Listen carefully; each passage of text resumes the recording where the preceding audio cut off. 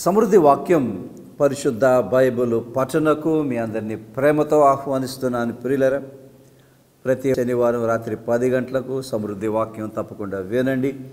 మీకు తెలిసిన వారందరికీ పరిచయం చేయండి. రేపు ఆదివారం ఇదే శుభవార్త టీవీ ఛానల్ రాత్రి 10 గంటలకు అమూల్యమైన సందేశాలు ఇస్తున్నాను. మీలోనూ నాలోనూ ఉన్న ఆంతర్య పురుషుడు పరిశుద్ధాత్మ ద్వారా బలపరచబడుట. రేపు చాలా ప్రాముఖ్యమైన సందేశం ఇస్తున్నాను. మీలోనూ నాలోనూ ఉన్న ఈ ఆంతర్య పురుషుడనండి, లేకపోతే నవీన పురుషుడనండి, యేసుక్రీస్తు జ్ఞానముతో బలపరచబడుట. చాలా ఇంపార్టెంట్ మెసేజ్, తప్పకుండా వినండి. మీకు తెలిసిన వారందరికీ పరిచయం చేయండి. ప్రియులారా, మరి ప్రస్తుతంలో న్యూ లైఫ్ పరిచర్యలు అంటూ చాలా భావగర్భితమైన పరిచర్య గత 44 సంవత్సరాలుగా నేను కొనసాగిస్తున్నాను. ఆ పరిచర్యలో ఎన్నెన్నో సేవలు ఉన్నాయి. ఆ సేవలన్నీ వివరించే మా సమాచార లేఖ విత్తనం మీకు కావాలంటే ఇక్కడ ఈ వాట్సాప్ నంబర్కు మీ అడ్రస్ పంపించండి. నేను వెంటనే ఆ సమాచార లేఖను మీకు పంపిస్తాను. ఈ కార్యక్రమాన్ని సహోదరులు పిల్లి బాబురావు గారు స్పాన్సర్ చేస్తున్నారు. ప్రియులరా, మిసెస్ డోరతీ ఎలిజబెత్ పిల్లి గారి జ్ఞాపకార్థం పిల్లి బాబురావు గారి కొరకును కుటుంబం కొరకును ప్రార్థన చేసుకొని వాక్యంలోనికి వెళ్దాం. ప్రియులరా, సర్వశక్తి గల మా పరలోకపు తండ్రినైనా పిల్లి బాబురావు గారిని ప్రేరేపించి ఒక కార్యక్రమాన్ని వారి ద్వారా స్పాన్సర్ చేసినందుకే నీకు స్తోత్రములు ప్రభువా. నైనా మరి డోరతీ ఎలిజబెత్ గారిని బట్టి నీకు స్తోత్రములు. వారిని ఒక గొప్ప దీవెనగా మరి నీ దాసునికి కుటుంబానికి అనుగ్రహించి ఉన్నావు ప్రభువా. వారిని సన్నిధిలో ఉన్నారు. అంత గొప్ప రక్షణ వారికి ఇచ్చినందుకే నీకు స్తోత్రములు. బాబురావు గారిని, వారి కుటుంబాన్ని, బిడ్డలను పేరు పేరు వరుసను ఆశీర్వదించండి. తగిలిన గాయాన్ని స్వస్థపరచండి. హృదయంలో ఉన్న ఆ దుఃఖము విచారము తీసివేయండి ప్రభువా. బిడ్డలను దీవించండి, కుటుంబాన్ని ఆశీర్వదించి మరి మేమందరము కూడా ఈ రక్షణ యాత్రలో విజయవంతంగా ముందుకు సాగి మా ప్రియులందరినీ ఒకనాడు యేసయ్య సన్నిధిలో కలుసుకునే భాగ్యం మాకు అనుగ్రహించమని, బాబురావు గారిని కుటుంబాన్ని దీవించమని, వినబోయే వాక్యాన్ని కూడా ఆశీర్వదించమని ఈ ప్రార్థన మా ప్రభు అయిన యేసుక్రీస్తు పేరిట అడుగుతున్నాము తండ్రి, ఆమెన్. సరే ప్రియులారా, వాక్యములోనికి వెళ్ళిపోదాం. మనము ఈ 2వ తిమోతి 4వ అధ్యాయము చివరి ప్రసంగానికి వచ్చాము. అయిపోయింది 2వ తిమోతి. చాలా బ్యూటిఫుల్ సర్టిఫికెట్ మీ కొరకు సిద్ధపరుస్తూ ఉన్నాను. మరి నెక్స్ట్ వీక్ ఎవరైతే జవాబులు రాశారో వారందరికీ కూడా ఈ సర్టిఫికెట్ నేను పంపిస్తాను. ఈ సర్టిఫికెట్ను నేనే డిజైన్ చేశాను, నేనే టైప్ చేశాను, నేనే ప్రింట్ చేసి మీకు పంపిస్తాను. అమూల్యమైన సర్టిఫికెట్ పెట్టుకోండి. ఒక సహోదరి అన్నారట, ఈ 2 తిమోతి గురించి 2వ తిమోతి అర్థమైపోతే బైబిల్ అంతా అర్థమైనట్టే అన్నారంటండి. ఎంత మంచి మాట ఉంది, గొప్ప మాట ఉంది. ఎందుకు? రక్షణ గూర్చిన విషయాలన్నీ కూడా 2వ తిమోతిలో అద్భుతంగా ఉన్నాయి. 2వ తిమోతి అర్థమైపోతే రక్షణ అర్థమైపోతుంది, బైబిల్ అంతా అర్థమైనట్టే.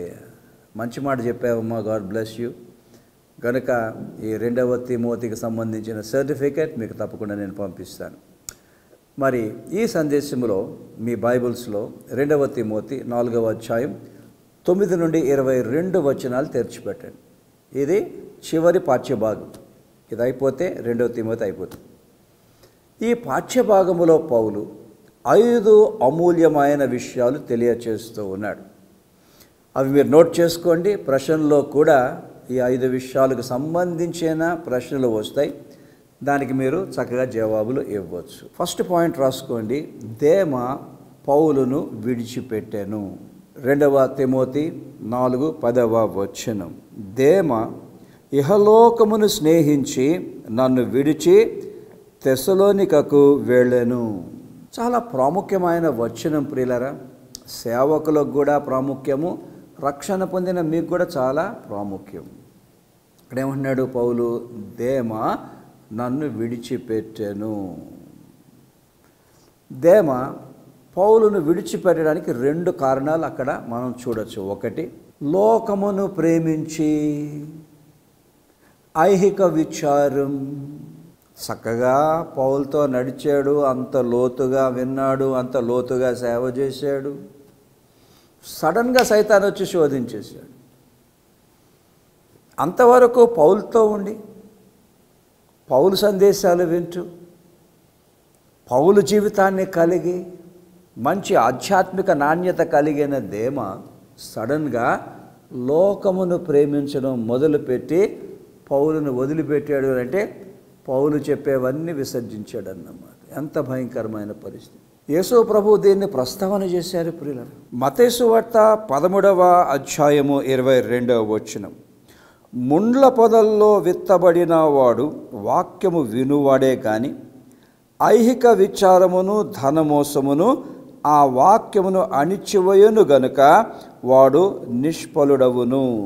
ముళ్ళ పొదల్లో విత్తబడ్డది. ఏ వాక్యం విత్తబడ్డదండి? 18వ వచనము. విత్తువాని గూర్చిన ఉపమాన భావం వినుడి, ఎవడైనను రాజ్యమును గూర్చిన వాక్యము వినియు. సేవకులు ఇది గమనించాలండి. విశ్వాసుల హృదయాల్లోనికి వారు విత్తవలసింది యేసు ప్రభు దేవుని రాజ్యమునకు సంబంధించిన వాక్యాలు. యేసు ప్రభుకి వేరే ఇంట్రెస్ట్ లేదండి. రక్షణ పొందిన వారిలో రాజ్యమును గూర్చిన వాక్కులే విత్తబడాలి. రాజ్యమును గూర్చిన వాక్కుల్లోనే విశ్వాసులు ఫలించాలి. మరి ఎక్కడుందండి రాజ్యమును గూర్చిన వాక్కులు? 4 సువార్తల్లోనే. దీన్నే the gospel of the Kingdom of God అంటాను నేను. యేసుక్రీస్తు రాజ్య సువార్త భూలోకములోనే స్థాపింపబడింది. అదంటారు సేవకులు. ఈ భూలోకములో యేసు ప్రభువు స్థాపించిన ఆ దేవుని రాజ్యాన్ని ముందు అండర్స్టాండ్ చేసుకోండి. బైబిల్లో అండర్స్టాండ్ చేసుకోండి. జీవితకాలం అంతా సేవకులైనా పాస్టర్లైనా భూలోకములో యేసు ప్రభు ఆవిష్కరించిన ఆ రాజ్య సువార్తనే బోధించాలి. ఆ దేవుని రాజ్యానికి సంబంధించిన వాక్యాలే బోధించాలి. బైబిల్ అంతా పాత నిబంధన బోధిస్తే యేసు ప్రభు రాజ్య సువార్తకు సంబంధించిన వాక్కులు బోధించడానికి, సమర్థించడానికి, సపోర్ట్ చేయడానికి, వివరించడానికి ఓల్డ్ టెస్ట్మెంట్ వాడుకోరు. కానీ యేసు ప్రభు రాజ్య సువార్తకు సంబంధించిన వాక్కులు వదిలేసి 4 సువార్తల్లో ఉన్న వాక్కులు వదిలేసి పాత నిబంధన ఎంత బోధించినా యేసు ప్రభు అంటున్నారు, వారు నేనిచ్చిన రక్షణలో నేను కోరినట్లు ఫలించిన వారు కారు. రాసి పెట్టేసుకోండి. ఇక్కడ 4 రకాల నేల మనం చూస్తున్నాం. త్రోవ పక్కన రాజ్యమును గూర్చిన వాక్కు విత్తబడ్డది, సైతాన్ ఎత్తుపోయాడు. రాతి నేల మీద పడ్డది. అక్కడ శ్రమైనను కష్టమైనను హింసైన రాగానే అది ఎగిరిపోయింది. 3వ రకమైన నేల ముళ్ళ పొదలు. అక్కడ కూడా రాజ్య సువార్త, రాజ్యమునకు సంబంధించిన వాక్కు, 4 సువార్తల్లో ఉన్న యేసుప్రభు బోధలు, ఆయన ఆజ్ఞలు, ఆయన హెచ్చరికలు, ఆయన చెప్పినవన్నీ ముళ్ళ పొదల్లో విత్తబడ్డవి. కానీ ఏమైపోయిందండి, ఆ ముళ్ళ పొదలు ఆ రాజ్యాన్ని గూర్చిన వాక్కును అణిచివేసేసాయి. మరేంటి ఆ ముళ్ళ పొదలు? ఐహిక విచారము, ధనమోసు. దేమాకి ఇదే అయ్యింది. విన్నాడు, బాగానే విన్నాడు, పౌలు దగ్గర నుంచి అన్నీ చక్కగా విన్నాడు. కానీ సైతాన్ని శోధించేసాడు. మైండ్ తిరిగిపోయింది, మనసు తిరిగిపోయింది. ఎందుకు వచ్చింది ఇదంతా అండి? నాకు కావాల్సింది ఐహిక విచారం, ధనమోసు.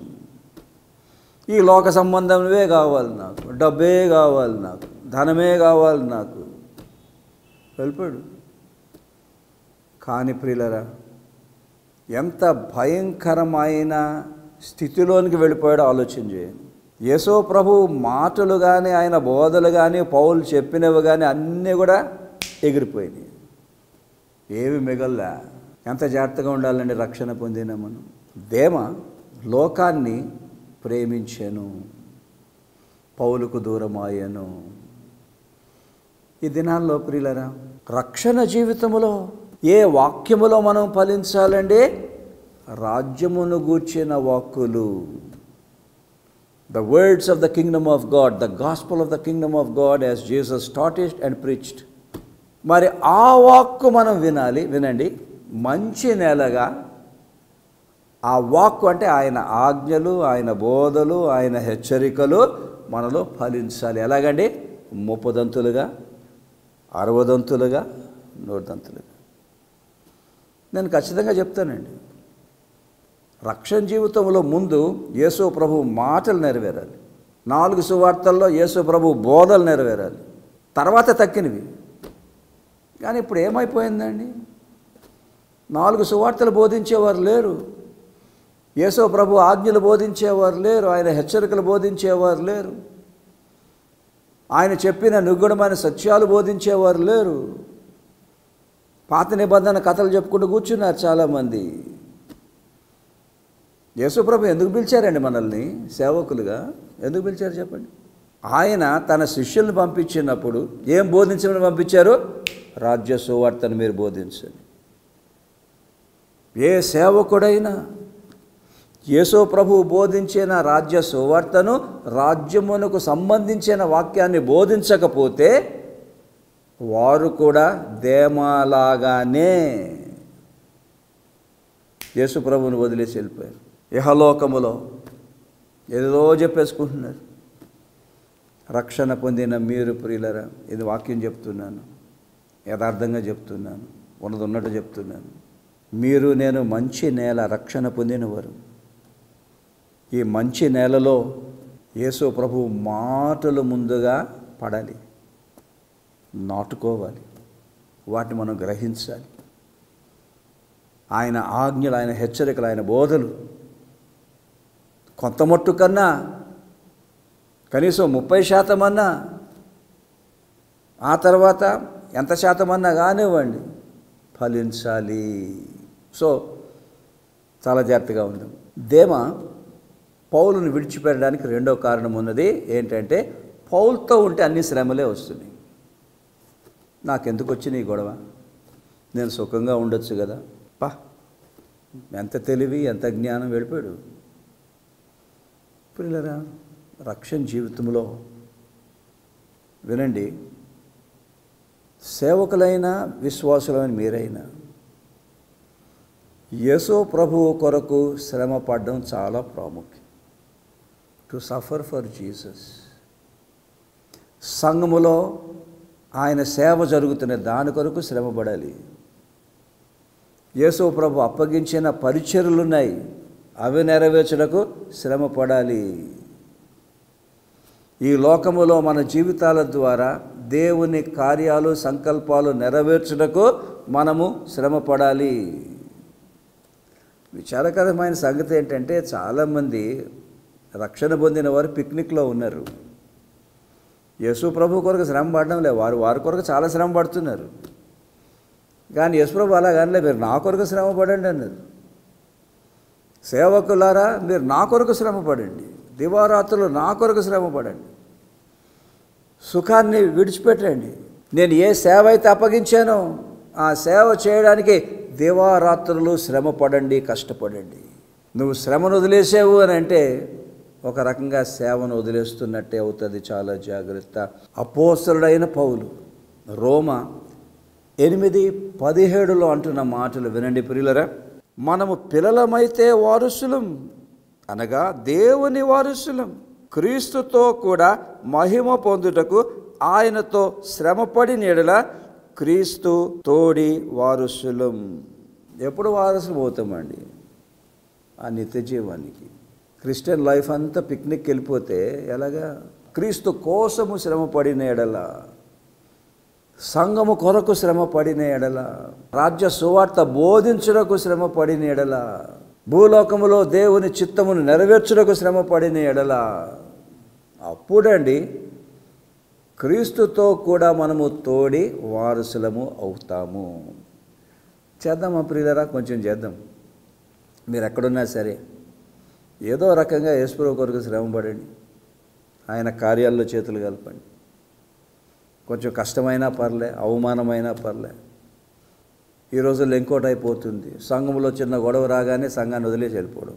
ఈ పాఠ్యభాగములో పౌలు తెలియచేస్తున్న సత్యము, మార్కు పౌలు చేస్తున్న సేవలో చేతులు కలిపాడు. 11వ వచనములో ఉంది, చదువుతున్నాను వినండి ప్రియులరా.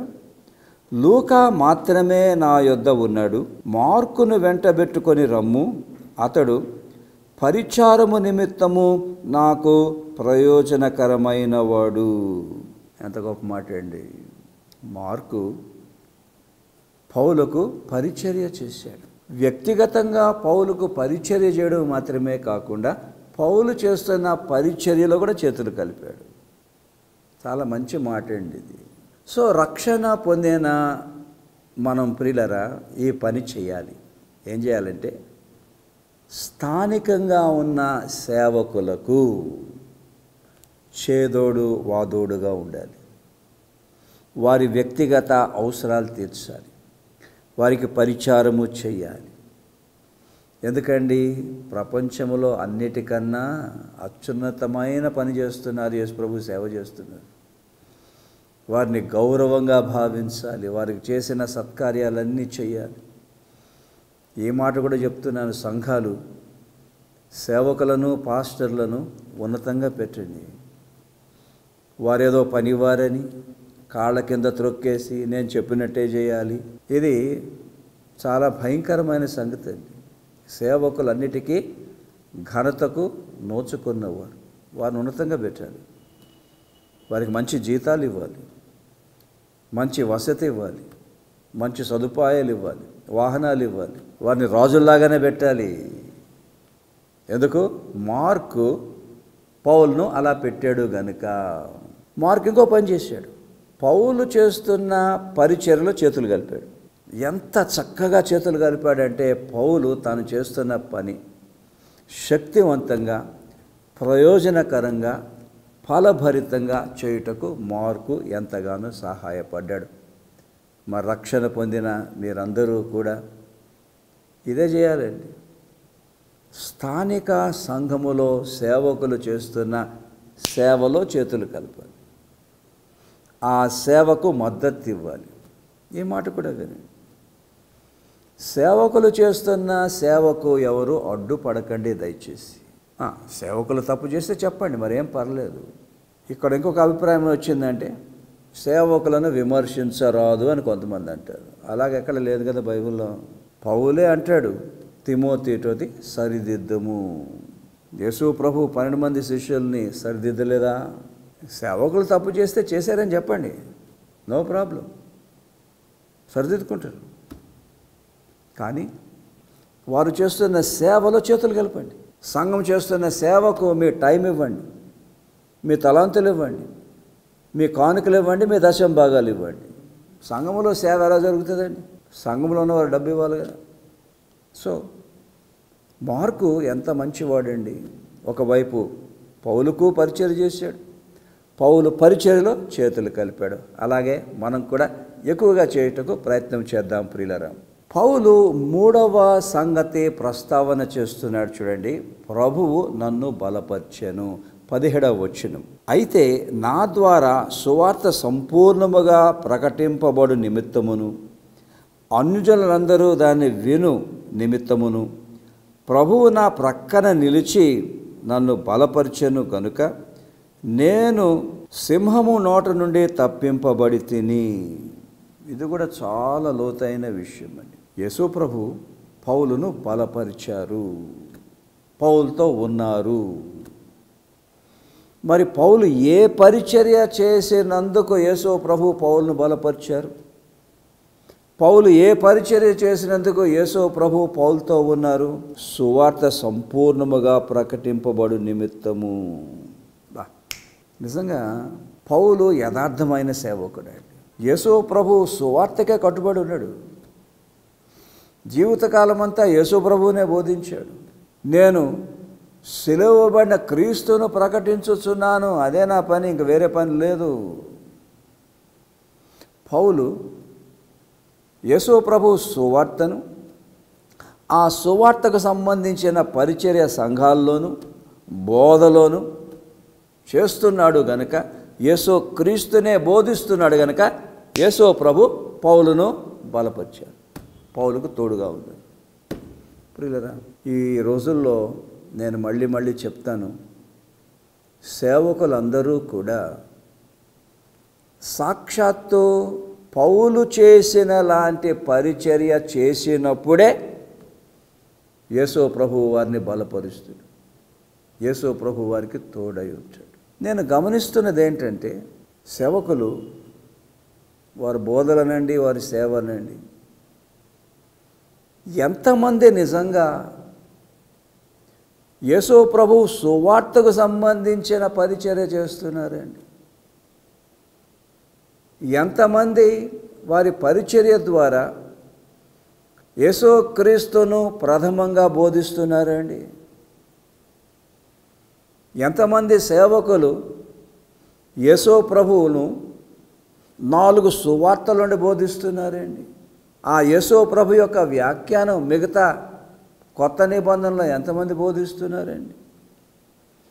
పాత నిబంధన బోధించినప్పుడు అవన్నీ యేసు క్రీస్తుకు, ఆయన పరిచర్యకు, ఆయన సువార్తకు ఎంతమంది అన్వయిస్తున్నారండి?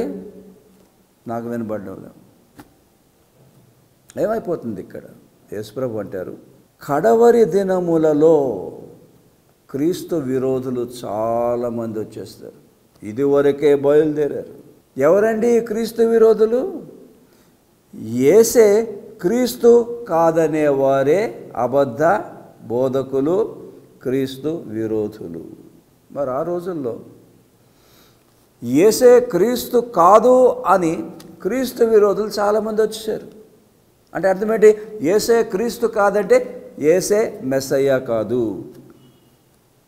యేసే క్రీస్తు కాదు, యేసే రక్షకుడు కాదు, యేసే రాబోయే రాజు కాదు. విసర్జించేశారు, ముఖ్యంగా యూదులు విసర్జించేశారు.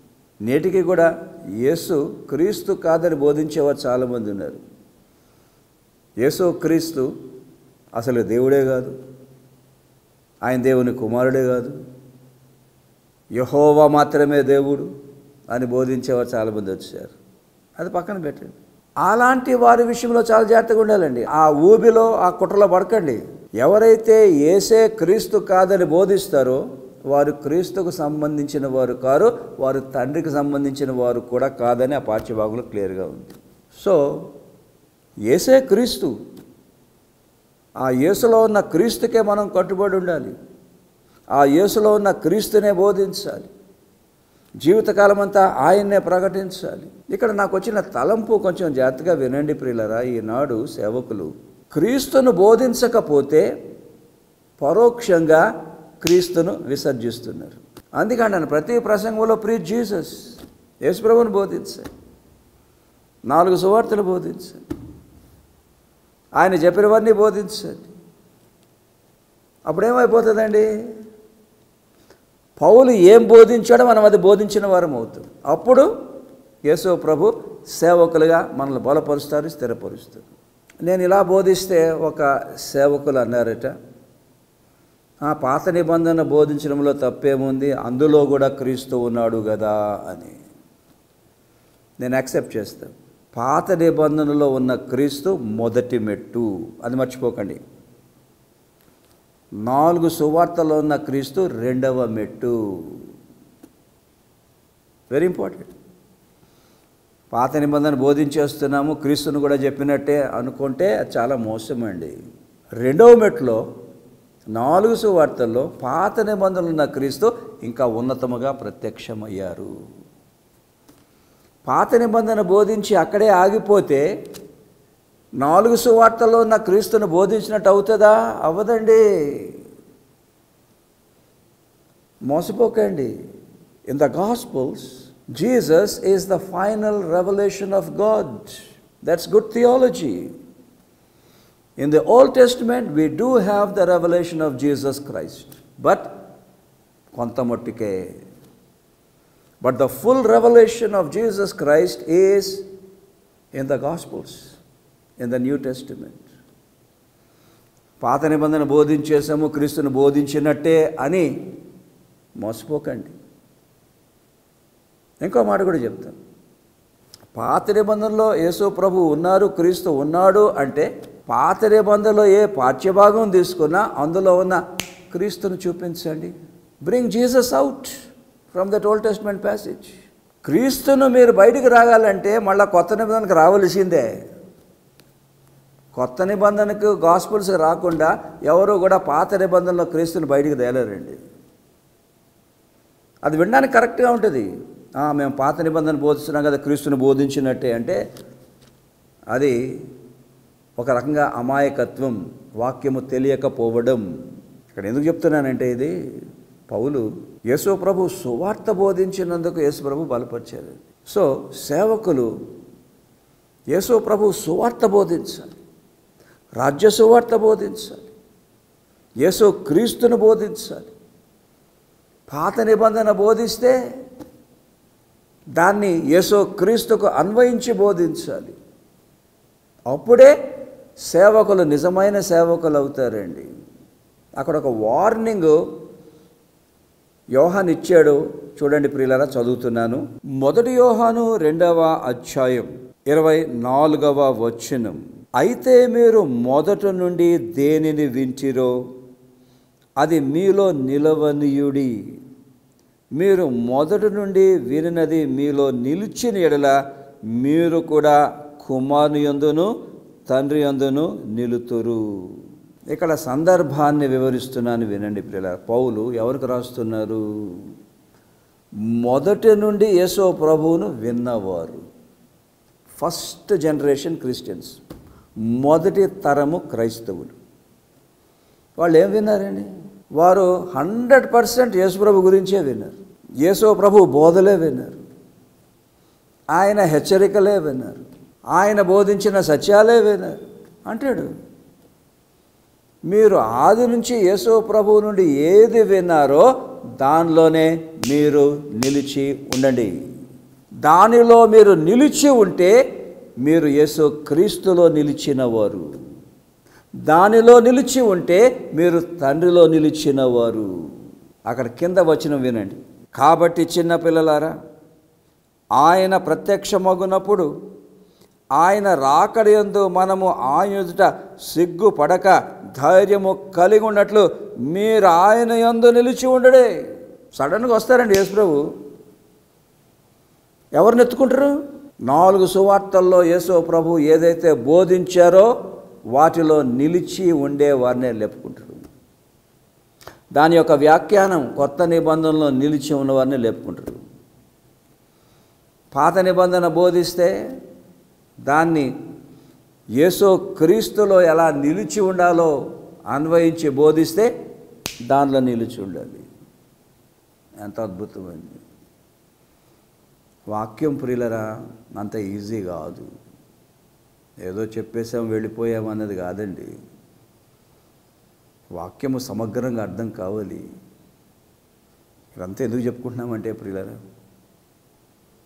సేవకులైనా పాస్టర్లైనా మీలాంటి విశ్వాసులైనా బైబిల్లో ప్రప్రథమంగా దేనిలో నిలిచి ఉండాలి? క్రీస్తులో, ఆయన బోధల్లో, ఆయన ఆజ్ఞల్లో, ఆయన హెచ్చరికల్లో, ఆయన బోధించిన సత్యాల్లో. ఆ తర్వాత మిగతా బైబిల్ అంతా కాదను, కానీ ఏది ప్రాధాన్యం, ఏది ప్రాముఖ్యం, అందుకే అంటాను ప్రీచ్ జీసస్ అంటున్నాను అనమాట. సరే ప్రియులరా, టైం అయిపోయింది. ప్రశ్నలు రాసుకోండి. నంబర్ 1, దేమా పౌలును విడిచిపోవడానికి 2 కారణాలు ఏంటి?